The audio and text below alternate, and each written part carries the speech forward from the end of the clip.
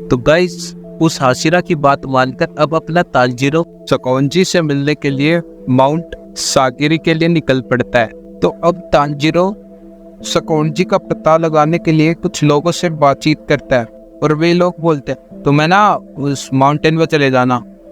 और तांजीरो उनके पास से कुछ बांस के टुकड़े उठाकर वहां से चला जाता है और धीरे धीरे करके एक टोकरी बना देता है और बोलता है नेज़ुको तुम कुछ टाइम के लिए इसके अंदर रह लो, क्योंकि जो डीमन होते हैं वे धूप में जिंदा नहीं रह सकते।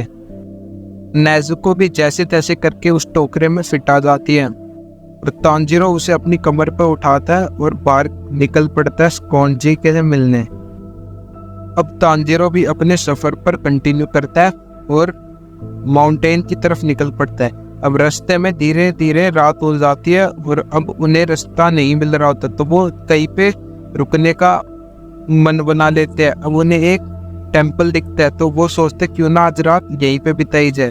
तभी तांजीरो को खून की वापस से स्मेल आने लग जाती है और उसे भी एक डीमन आसपास सेंस होने लग जाते हैं। तभी टेम्पल के अंदर से उस पर एक डीमन हमला करता है और तांजीरो जैसे तैसे करके ही उससे बचा होता है और बोलता है अरे नहीं यार, फिर से इनसे लड़ना पड़ेगा अब तो। तभी नेज़ुको जो कि डीमन बन चुकी होती है उसे खून देख के कुछ कुछ होने लग जाता है, पर वो जैसे तैसे करके अपने आप को मनाती है और खून ना पीने की कसम खाती है और वो अपने भाई तांजीरो की रक्षा करने के लिए आगे आ जाती है। अब वो डीमन अकेले ही दोनों तांजीरो और नेज़ुको पर फाइट में भारी पड़ गया होता है और वो नेज़ुको को पहाड़ की चोटी की तरफ से नीचे फेंकने वाला होता है। तभी तांजीरो बीच में आ जाता है और दोनों के दोनों भाई बहन जैसे तैसे करके उस डीमन को मार के एक कुल्हाड़ी की मदद से उसका सर पेड़ की तरफ टांग देते हैं और धीरे धीरे सनलाइट में उस डीमन का फेस डिसॉल्व हो जाता है, यानी कि जल जाता है। तो तभी उसे सकौंजी मिलता है। अब तांजीरो सकौंजी से बोलते हैं भाई साहब मेरी मदद कर दो ना, ये मेरी बहन है, ये गलती से डीमन बन गई, इसे ठीक कर दो। तभी सकौंजी बोलता है बच्चे दूर हट जाओ, तुम्हारे ना कुछ बस की नहीं है, तुम्हारी तो एक डीमन से फट गई, ये क्या लोगे तुम। तभी तांजीरो उससे रिक्वेस्ट करने लग जाता है, पर सकौंजी तांजीरो की एक भी बात नहीं मानता और काफी स्पीड से वहां से निकल जाता है पहाड़ों की तरफ। तांजीरो भी मन में सोचता हुआ चल रहा था अगर इसने मेरी हेल्प नहीं करी तो मेरी बहन कभी भी ठीक नहीं हो पाएगी। ये सोचते सोचते तांजीरो उसकी तरफ भी काफी स्पीड में बढ़ने लग जाता है और फाइनली जब सकौंजी अपने घर पर आकर रुकता है तो तांजीरो भी वहीं पर पहुंच जाता है और ऐसा करते करते रात भी हो जाती है।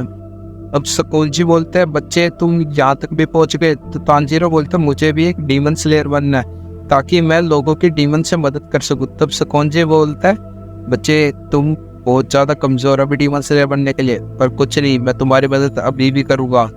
तब तांजीरो उसे एश्योर करते कि नेज़ुको किसी भी इंसान को हार्म नहीं करेगी और सकौंजी बोलता है हाँ देख लिया था टेम्पल में। और सकौंजी उन्हें अपने घर में एंट्री दे देता है। अब सकौंजी उनके लिए खाना लगाता है और उनको सोने के लिए बेड भी दे देता है अपने घर में।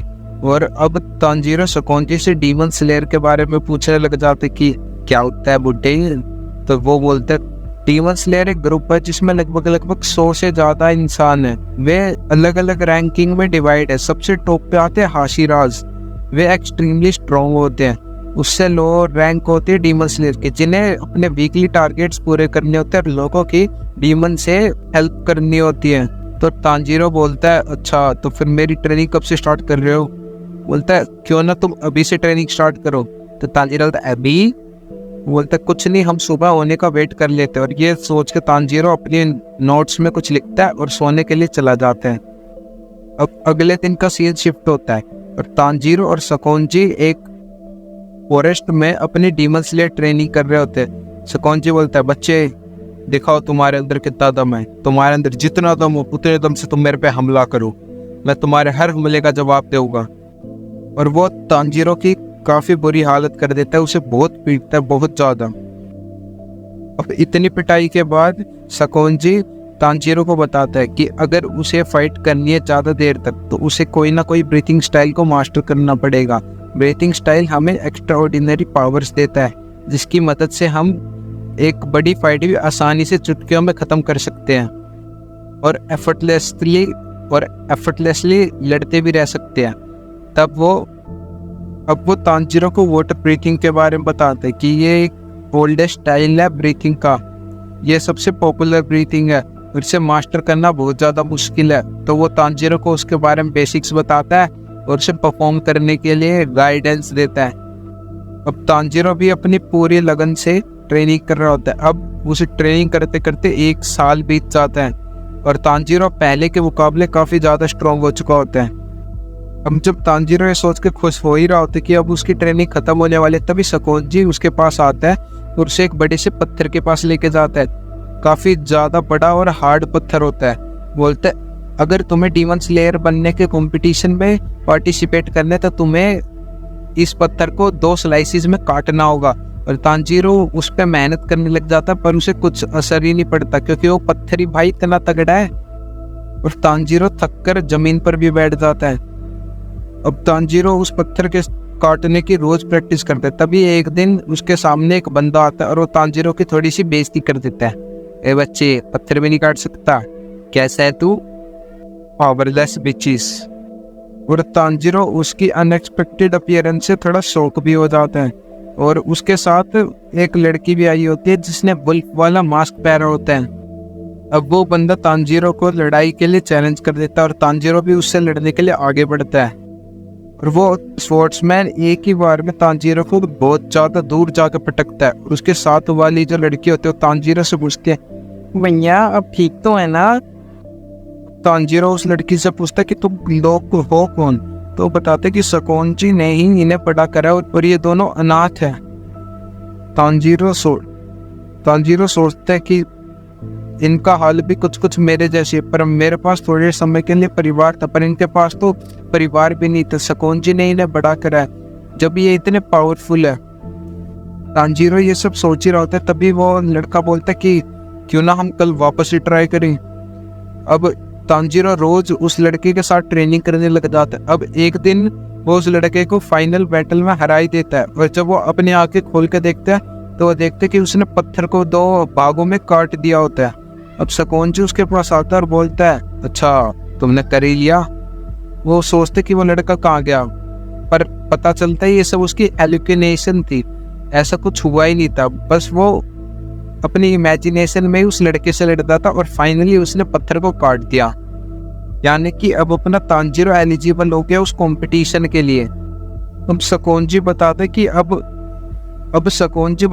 अब उसके पास ऐसा कुछ नहीं रहा जो तांजीरो को सिखा सके, तो अब वो चाहे तो कंपटीशन में भाग ले सकता है। और तांजीरो भी बहुत खुश होकर उसके लिए हाँ भर देता है। अब अगले दिन का सीन दिखाया जाता है जहाँ पर तांजीरो उस कंपटीशन में गया होता है और वहाँ पर काफ़ी सारे लोग डीमन स्लेयर बनने के लिए आए होते हैं। तांजीरो मन में सोच रहा होता है, वो सकोंजी तो बोल रहा था कि ये पॉपुलर नहीं है, यहाँ पे तो कई सारे लोग आए हैं। और तो जुड़वा बहनें आती है और सबको कॉम्पिटिशन्स के रूल बताते कि तुम्हें 7 दिनों तक इसी जंगल में रहना पड़ेगा। इस जंगल में काफ़ी सारे डीमंस हैं जो कि अलग अलग रैंक के हैं और उन्हें हराना काफ़ी ज़्यादा मुश्किल है। अगर तुम्हें उनसे सरवाइव करते करते 7 दिन बीत गए और तुम जिंदा बच गए तो तुम एलिजिबल हो जाओगे डीमन स्लेयर बनने के लिए, अदरवाइज इसमें तुम्हारी जान भी जा सकती है। अगर किसी को पीछे हटना है तो अभी हट जाओ। और सारे लोग जोश जोश में हाँ भर देते हैं और सब लोग 7 दिनों के लिए जंगल में रहने के लिए तैयार हो जाते हैं। और अब तांजीरो भी जंगल में रहता है और उसे काफ़ी सारे डीमंस मिलते हैं जो उस पर हमला करते हैं, पर तांजीरो सारे डीमंस का हमला सहते सहते उन्हें भी ख़त्म करता हुआ चलता है। अब लास्ट दिन तांजीरो का सामना एक बहुत बड़े डीमन से होता है जो कि दूसरे डीमन जो कि उसके मेंटोर पर हमला करने आया होता है। पर तांजीरो जैसे तैसे करके अपनी वाटर ब्रीथिंग का इस्तेमाल करके उस डीमन को मार देता है और अपने मेंटोर को बचा लेता है। अब फाइनल सिलेक्शन के दिन तांजीरो देखता है कि स्टार्टिंग में तो वहाँ पर काफ़ी सारे लोग थे, पर धीरे धीरे करके वे लोग मरते गए या फिर कंपटीशन से दूर हटते गए और एट लास्ट सिर्फ 6-7 जने डीमन स्लेयर बनने के लिए एलिजिबल हो पाए हैं। पर अब फाइनली सिर्फ 4 लोग ही डीमन स्लेयर बन पाएंगे। जो 2 ट्विन सिस्टर स्टार्टिंग में अपेयर हुए थे वे वापस से अपेयर होते हैं और उन्हें कॉन्ग्रेचुलेशंस बोलते हैं। अब इन सारे लोगों को इनका अपना एक क्रो रिसीव होता है, क्योंकि ये क्रो ही उन्हें उनके डेली टारगेट्स और टास्क बताए गए जिन्हें वो पूरा करके अपनी रैंक को अपलिफ्ट कर सकते हैं। अब हम देखते कि सभी लोगों के पास क्रो आते सिवाय जेनित्सु के, जिसके पास एक स्पैरो आकर बैठ जाती है। फिर इन्हें एक और चूज करने का मौका मिलता है जिसकी वजह से इनकी स्वॉर्ड बनेगी।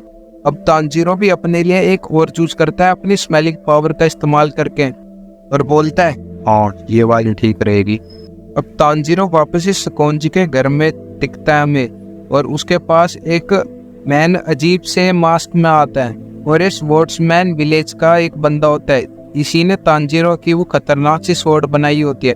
अब वो आके तांजीरो को बोलता है कि ये स्वॉर्ड अपने यूजर के हिसाब से कलर चेंज करती है, चलो देखते तुम्हारा कलर कौन सा है। जब तांजीरो बोलता है कि चलो ठीक है दिखाओ, इस स्वॉर्ड को मेरे को दो। जैसी तांजीरो स्वॉर्ड को छूता है तो उसका कलर ब्लैक हो जाता है, और ये ब्लैक बहुत ज्यादा रेयर कलर होता है। और सकौंजी और वो स्वॉर्ड्समैन दोनों ही ये देखकर काफी ज्यादा चौंक जाते हैं। और तभी तांजीरो के पास उसी का क्रो आता है और वो कुछ बोल रहा होता है कि इस वीडियो को लाइक कर देना, शेयर कर देना और चैनल को भी सब्सक्राइब कर देना। और अगर आपको इसका अगला पार्ट चाहिए तो कमेंट सेक्शन में आप पार्ट 3 लिख सकते हैं। और अगर आपने पार्ट 1 चेकआउट नहीं करा तो ऊपर वाले आई बटन से आप उसे भी चेक कर लेना। मिलते हैं अगली वीडियो में। Thank you.